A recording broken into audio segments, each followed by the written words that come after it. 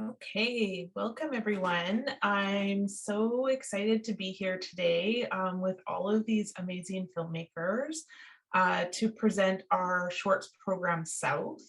So South is rooted in the ideas of love, which is really exciting to think about love in many different capacities that just isn't romantic love, but love of culture, love of language, love of community, love of land, and many, many more ways that it is represented through these films. So I'll introduce myself. I'm Jennifer Smith. I was on the programming committee of imagineNATIVE this year. I'm Métis. I'm living on Treaty 1 territory, coming to you from Winnipeg. So thank you for having me, even though I'm on I guess we're all on our homelands or on the lands that we live on in some capacity right now, because we're not in person, but it's wonderful to be here and still at the festival. And I'm just going to give a visual description. So I have light skin, brown hair, glasses. I'm wearing a black and white floral dress, and behind me is a bookshelf with books, art, and plants on it.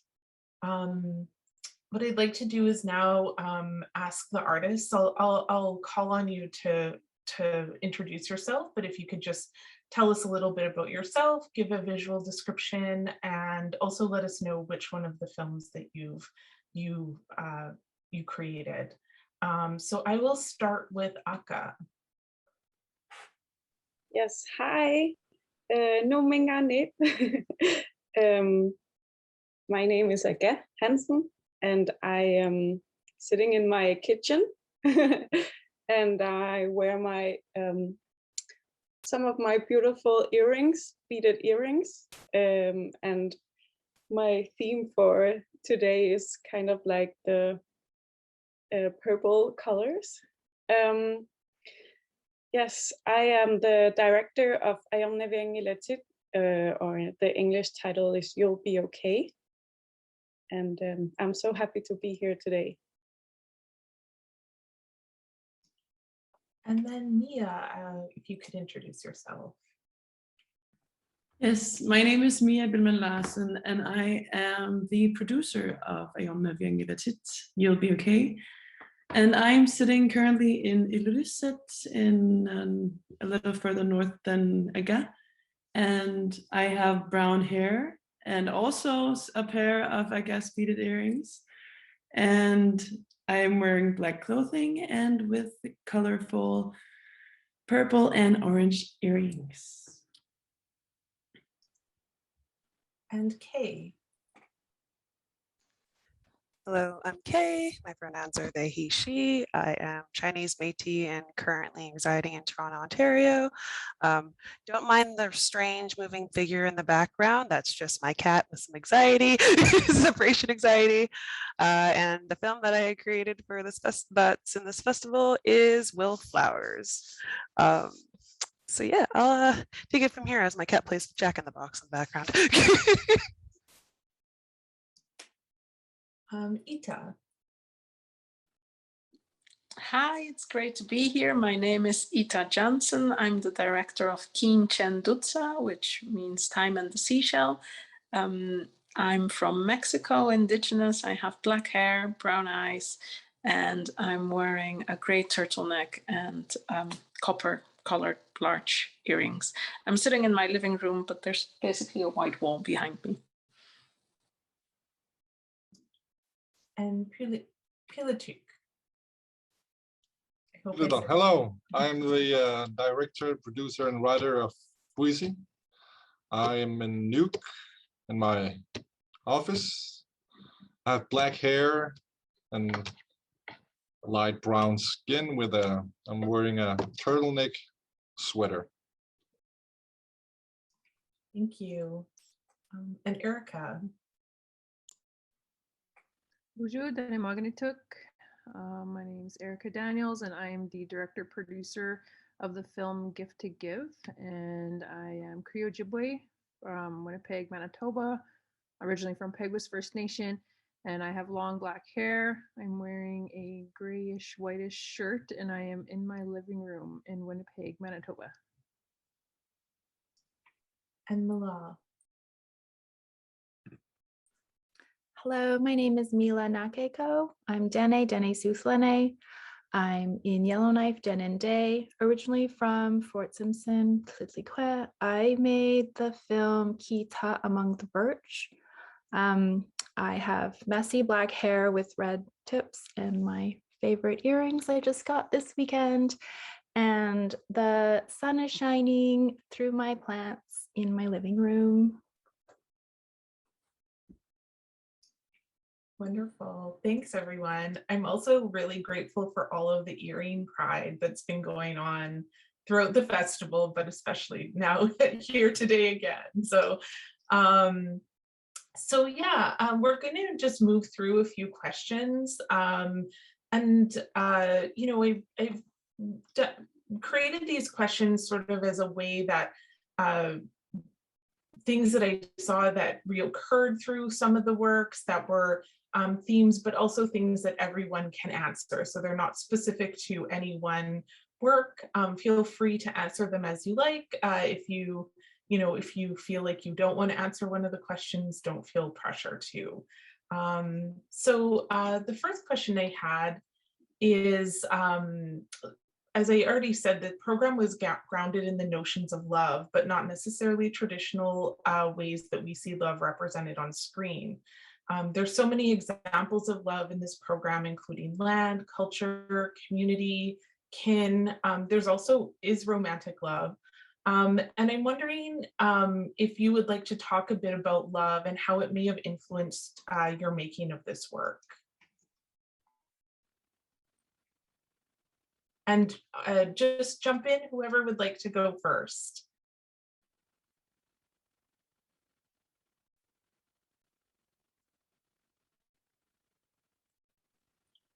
I don't want to pressure anyone, but go ahead, yes. Okay, I don't know if I mark first, but yes, so my story is based on a romantic love story, and it's based on my very personal experience. And the short film is about being a mother, but also finding love. It's a coming out story, obviously. So yeah, it's I really like the theme of this short films program. It really showed a lot of different ways to love. And yeah, so I really like the different stories in general. I'll go next. So Gift to Give is very much a story of love and acceptance, and it follows the story of my good friend, and I call her my sister, Vanessa Tate, who it gives her father a kidney, and she's from a northern community in Manitoba, and she talks about I guess her struggle of feeling accepted by her family and her community as being a two-spirited woman. And so she hopes by gifting her kidney to her father that he'll finally accept her for who she is by accepting her kidney. But one of the beautiful things about it is she learned throughout that is that love and acceptance for herself was the number one thing that she learned through that journey.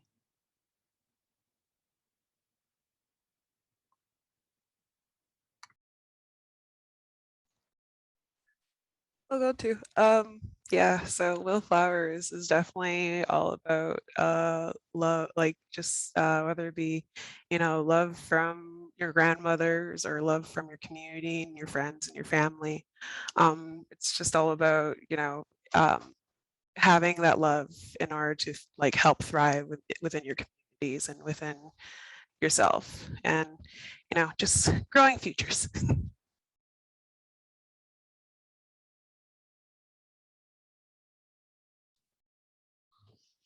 Yeah.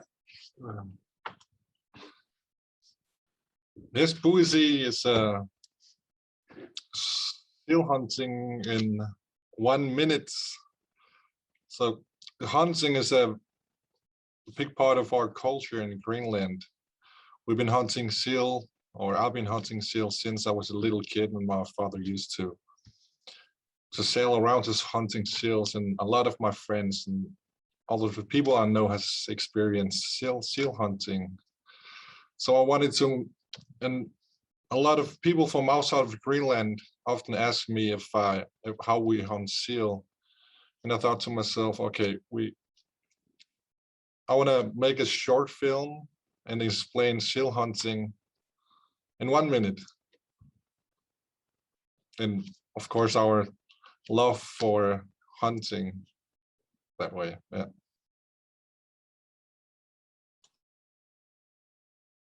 I'll go next. Time and the Seashell is a short film about landscape, I'd say. So it's very much a film about love for the environment or landscape. And it's a young boy thinking about the landscape that surrounds him, and a grown man thinking back about his youth in that same landscape.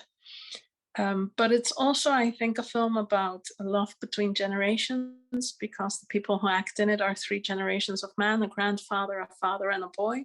And I realized that a lot of my films have been about love between mothers and daughters. So I really felt that I needed to make a film about the love between fathers and sons in a different way. So like the love for landscape compared to the love that a father can have for a son.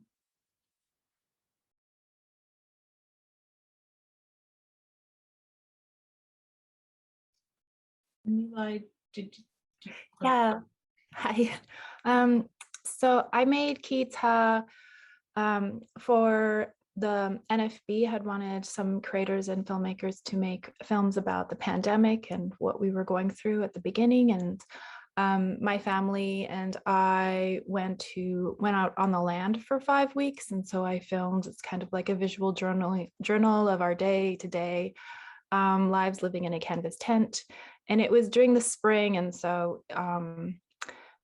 we have a connection to our river, and so it was really powerful to be there with my children and my parents. And so there's intergenerational teachings happening, love for the land and our traditional territory, and yeah, it was a lot of love for family and the land there.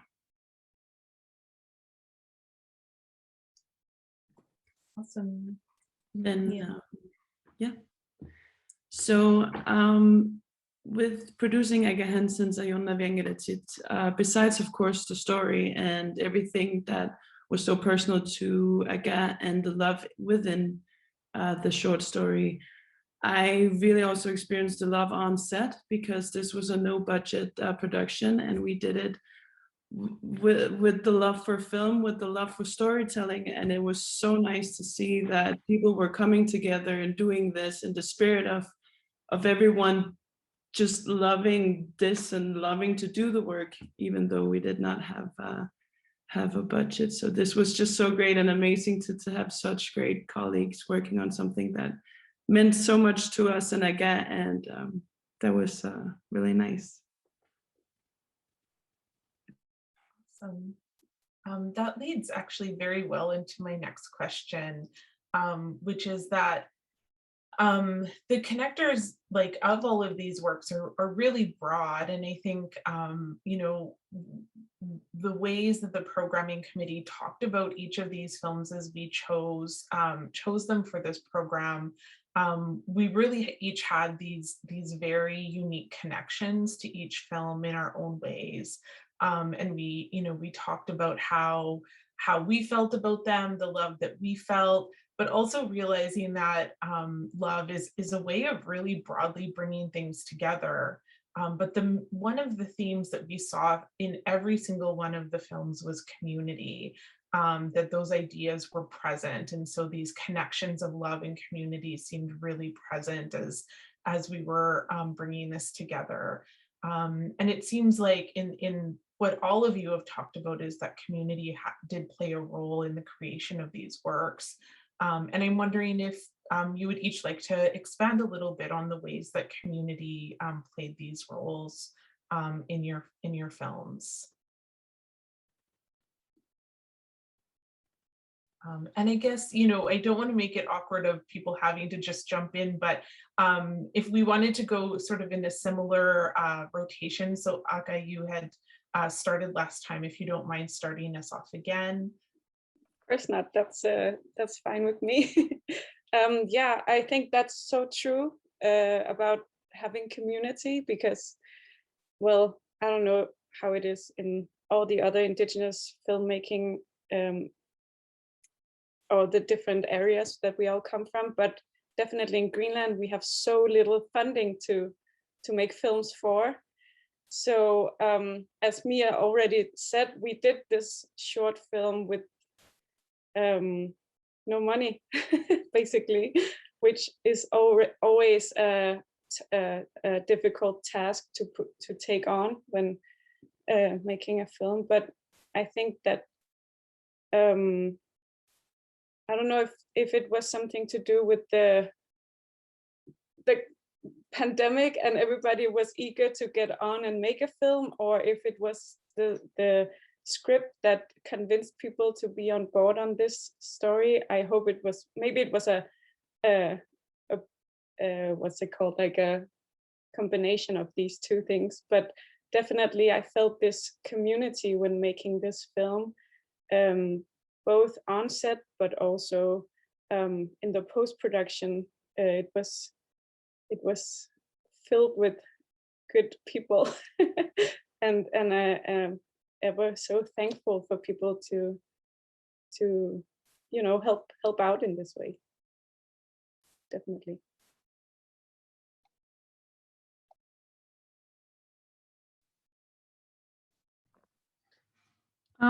For Gift to Give, I think how we, like, community was always at the center of who we were creating this for, I believe, because in the film there's two main topics that we touch on, and the main one was actually being the injustice that Indigenous people face within the healthcare system. And so it follows that storyline, as well as the storyline of Vanessa and the acceptance that she was seeking from her family and from her community for being two-spirited.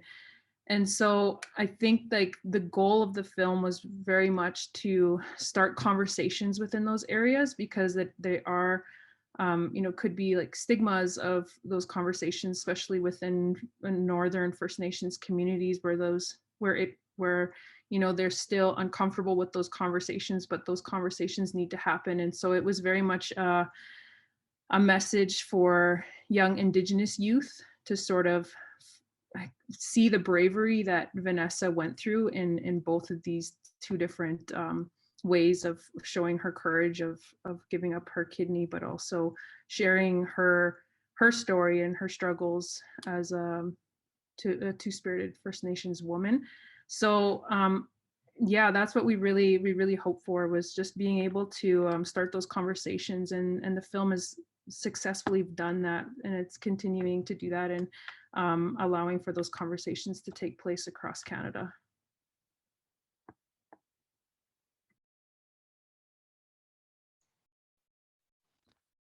Okay, trying to remember what the order was, but I think I'm going next.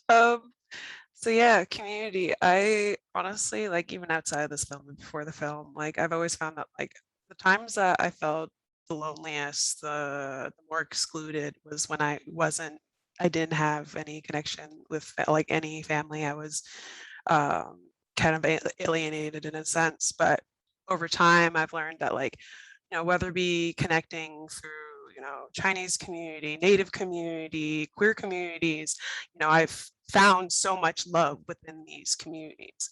And without these communities, like, without communities like these, without just finding communities in general, whether it be, you know, you're going to look at your different intersectional social groups, or even just your close knit of friends, you know, you need your pod, you need your friends. So, you know, in this film, I was reflecting a lot on how important that community was and is needed for a person to grow and for a person to thrive.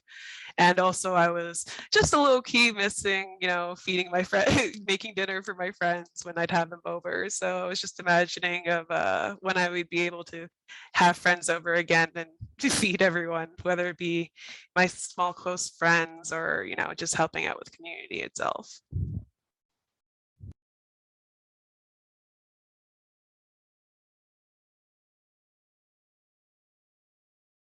Yeah, whoever wants to go next. I think it's me. I don't remember, but I go, yeah.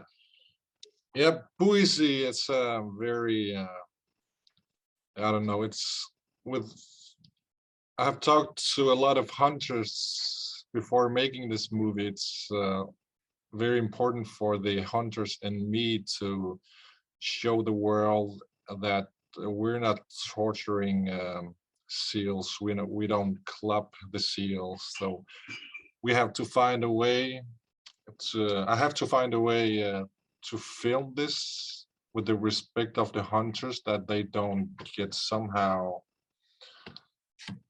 I don't know, yeah, because we have the on and off relationship with Greenpeace. Sometimes they come to Greenland with their ships, and the hunters, as I don't know, they used to like open up seals in front of the Greenpeace, like, yeah. So we have to very be smart about how we shoot this film and still support hunting community in Greenland. So there's a lot of blood in this movie, and I don't know if it's gonna affect someone or in some hurtful way, but yeah, we took a chance there. I think we used about 7 different cameras, a lot of footage, and just compress it to 1 minute. But yeah.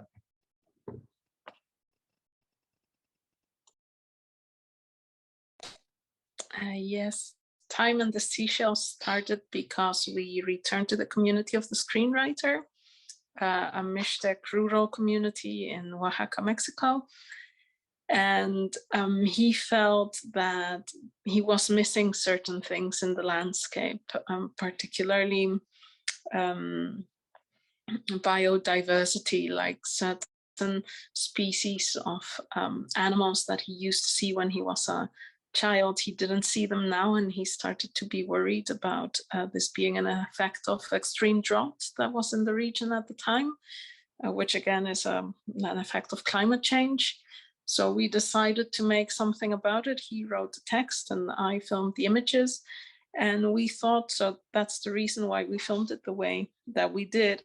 We thought that if we were going to make a film about this subject, it needed to be something that was made with as little means as possible, as not to have a very big carbon footprint. So it was just me filming. And therefore, it's strange that you mention it, because I do feel it's a film that we made for the community and about the community, but nevertheless, the only 2 people that you see is my husband and my son, because we wanted to keep it very small and intimate.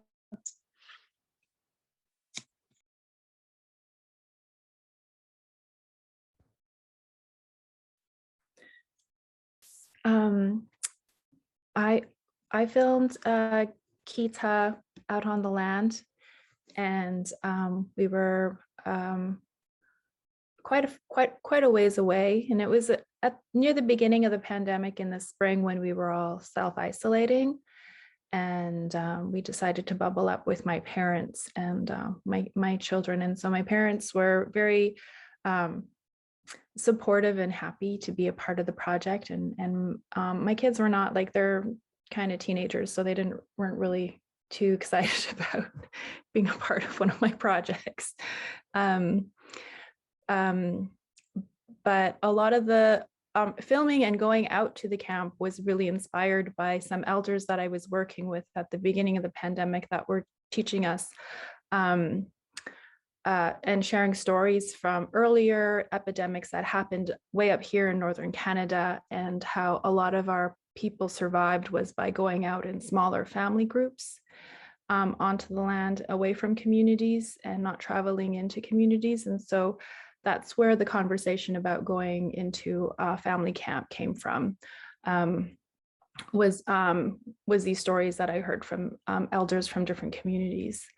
And so being able to be out there, protect my children and also my parents who are a little bit older, it felt really good to be able to have stories from how we dealt with things in the past, and also have that opportunity to be with my parents. My dad later on was like, we're always so busy and we always have to make time. And usually it's like maybe a week tops, and like never really spending like 5 weeks on the land was because we all had all of the work that we had going was put on hold. And so it was really, and my kids were out of school. So it was really, I'm really grateful for the opportunity to be able to be out there with my parents and have my kids immersed in like learning how to cook on the fire and get firewood and all of those things to keep our camp going. So it was really wonderful and be able to share that.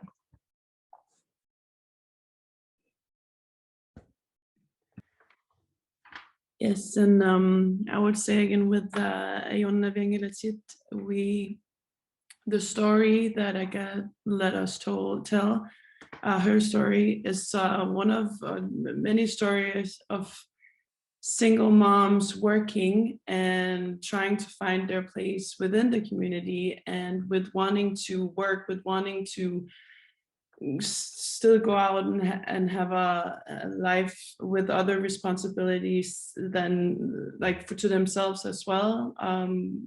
Besides, I also have a friend she's a single mom and working and trying to figure out the whole thing with love still later on after kids. So I think it was a really nice story also to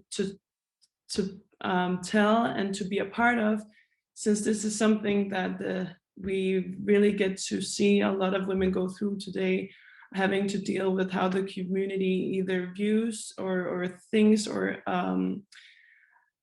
expects these single moms to handle an everyday life. So this was a really nice way of also telling and showing how it can be for some. And before my next question, I just want to remind the audience that if you have questions, to please put it in the chat, and we'll make sure that we ask those next. So yeah, what I was really taken by in a lot of the films was the idea of sound. It was something that seemed really prevalent in a few ways. And I know that the way everyone uses sound is really different. But you know, there were some really memorable sounds. So the shot of the gun, even the sound of the wind, the sound of the ice breaking up, holding the seashell to the ear is a form of hearing.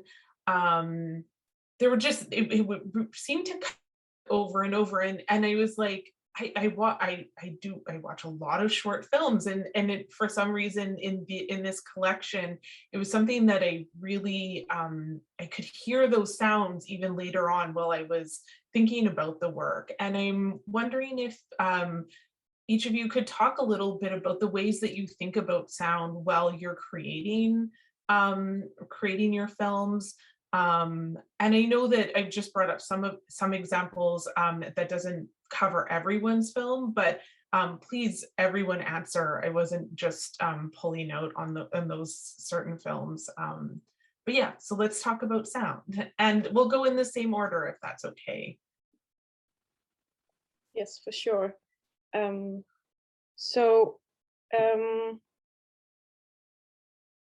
Yeah, I didn't consider the sound so much during writing the story, but obviously there's one scene where the hairdryer kind of takes away the sound from her natural, the natural sound in her real world, and kind of put us into this slow motion where she, the main character, blows her hair. And I think that's something that also is taken from my own experience. There was one morning where I have 2 kids, and like the chaos in the morning, everyone who has children maybe knows about this, or even you remember it from your own childhood. Everybody's going out because school or work or whatever. So I just remember myself drying my hair and kind of like being in my own space. So that was something that I wanted to use in the film. And there's another scene at the club where the main character is also enjoying herself dancing in slow motion also, where you only hear kind of the music. So I wouldn't say that this is a big part of the film, but it's definitely something that we considered as a creative thing. Yeah.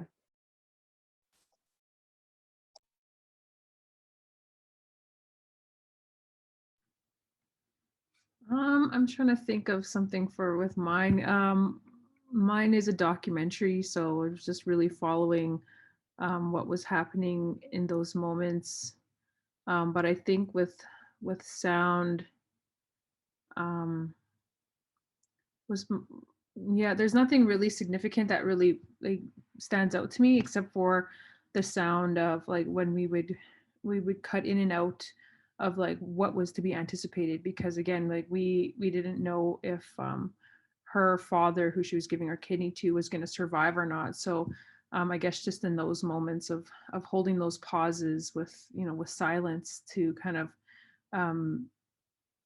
for the audience to anticipate like what will happen here in these moments. And so also having like the heart rate of the monitors in the hospital and using that to kind of to open that up, like starting with that so people can hear that of where they are, and then just the music as well, just cueing those at different moments, and then also just including our culture in that, and having her sharing a song, like a sacred song that she was gifted, and using that to help tell the story as well. Like I think incorporating that was a really important piece of how we were incorporating that sound and the language and those different things in there. So I think that's pretty much what I can think of when it comes to sound for our documentary.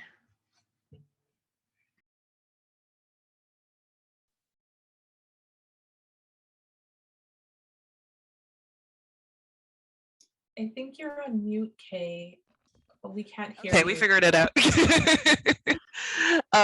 Yes, so sound and wildflowers. Well, it's like on one hand, there was a particular sound that I found extremely important that was needed.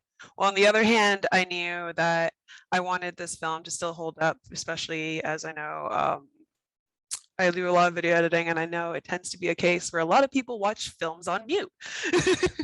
So I still wanted to be able to communicate what my film was saying without audio. So I purposely had it CC'd, closed captioned. But the one sound particular that I definitely wanted was to be very in your face, the loud message notification that my Nokum sends in the beginning of the film. As alarming as it sounds when you first open the film, it was alarming when I got the text message in person.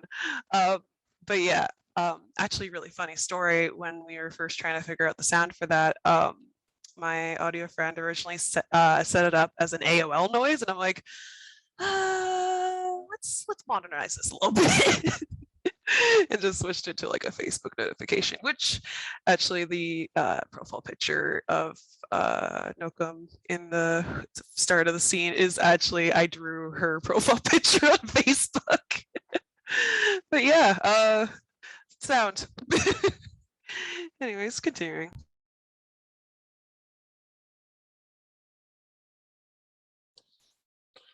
Yeah, sound. Yeah, we had to be very creative when we made this movie because we used so many different cameras in this 1-minute movie. So because we used drones, we used underwater cameras and 360 cameras.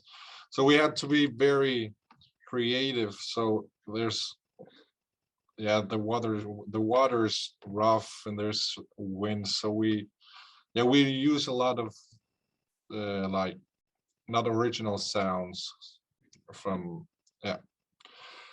So also the movie's like chaotic. So everything happens very fast. So we had to end the movie like more soothing, I guess, because there's gun sounds and underwater like blood and the cutting up. It all happened so quickly, so we had to end this movie with a soothing music. So if you watch this, so you can just like process everything with this soothing sound.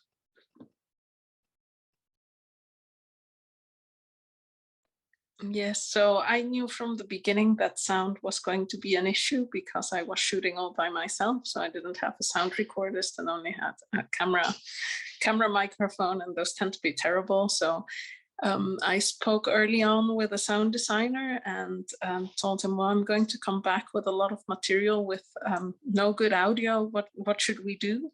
And I told him what the film was about. And he said, well, I actually love the idea of having the opportunity to do something less naturalistic and more expressionist. So he came up with, and he started sourcing sounds like from waves and birds and wind. Some of it is still the original sound, but he took a lot of license to use other sounds. For example, for the seashell, that's an electronic effect that he made on a synthesizer. The same was with a music composer. I just talked to her early on and said, well, I'm going to make a film and it's going to be about this and it's going to be about the sea, and can you send me some samples of something that we could work on. So part of it, it's very expressionistic, and a lot of the sound is not original. It was not recorded at the time that we were filming because that was just the context of production. But I quite like the idea, and also the sound designer really liked the idea of saying, well, let's make the best out of this bad situation and take some liberty with sound and make it more expressionistic. And of course, the other sound is the voice in Mishtek that is reading the poetic text, and that is the text of Armando. So I always thought, well, he should be the person to speak it out.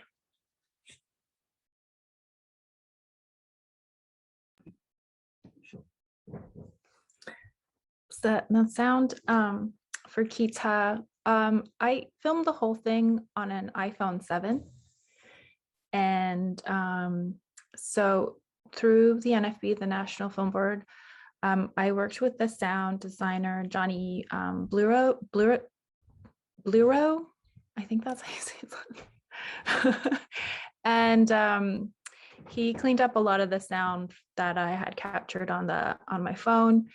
And there's a lot of sound because we were at camp, we were quite away from town, and like when you're out of town, like all of the traffic and like even the hum of electricity in your house, it all kind of goes away and you just kind of hear like all the nature things. And it was like the turn of the season. So we start with like a snowmobile ride and the snow is falling, and then the ice breaks, and which is of like a rumbling. Any of us that love to live with ice, there's just like a intense sound that comes with like that type of movement, nature movement. It's really like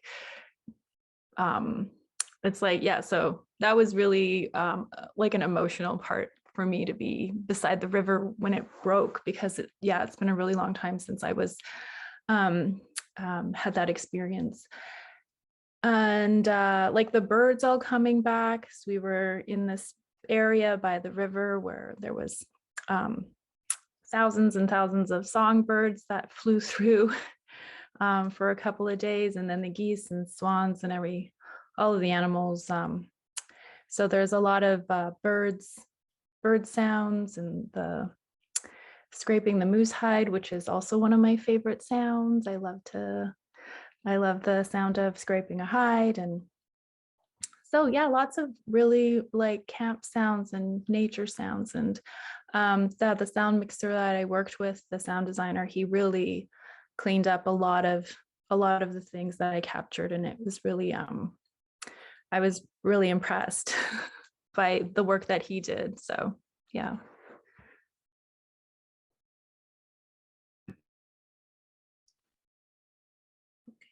Mia, I don't know if you had anything you wanted to add. No, I think I got covered quite well for imagineNATIVE. Yeah, I think you did. Great. So we only have about, I think, like 6 minutes left, but there was a question from the audience. So if everyone doesn't mind answering this, but sort of a little bit quickly, I'm sorry that there's time limits sometimes, because I feel like we could talk forever. But what message do you have for emerging creators out in the world? All right. Good question. No, I think it's important to just get started if you want to make films, exercise, work on storytelling. We all probably come from really strong storytelling, what's it called, like traditions. So I think use that and definitely team up with people that you know, your friends or great people around you. And sometimes it's good to start small and then build up from there. Very short. I would say seek mentors. And again, like, you know, we live in a virtual world, especially right now. So you have the access to those people. Be involved within your community and like just seek out people who are involved within the industry, and don't be shy to ask questions and reach out to them and seek advice. And I think there's a lot of really great programs that are available to Indigenous storytellers that are national programs. Just to name a few, is like the National Screen Institute New Indigenous Voices program for emerging Indigenous filmmakers, as well as the IndigiDocs program. And then I know like within Manitoba, we have like an Indigenous film collective. So just seeking out different programs or organizations that are there to assist you or to connect you with different mentors.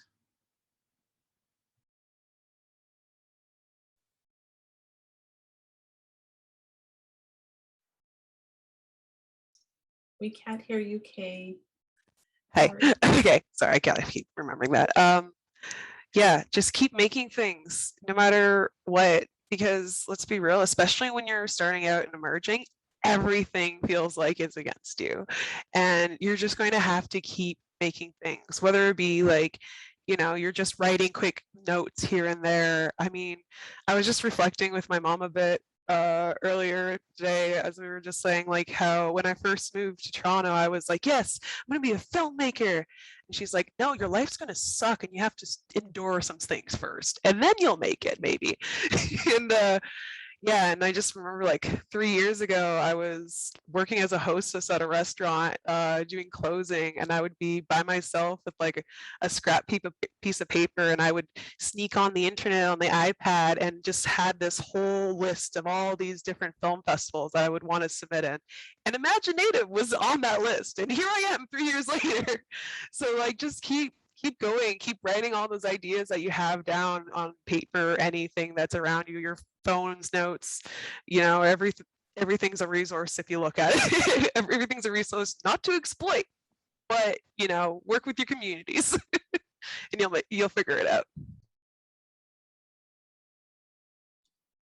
Yeah, I can say think outside of the box.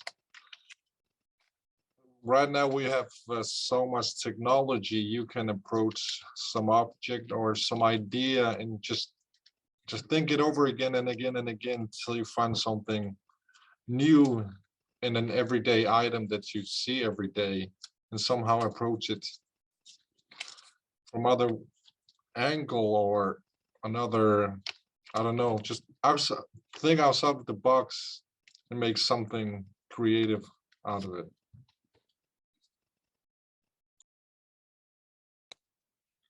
I'll add to what has already been said, but yes, it's right to tell your own stories and not copy stories that are already out there, because I'm sure that you'll have authentic voices and you need to tell stories that are important to you and to your communities, and don't wait for somebody to give you the opportunity to make things, because sometimes that takes a while before that opportunity really comes along. So just start making with whatever you have at hand, and if that's a phone or a very simple camera, then that's your resources, and that's what you need to tell your story with.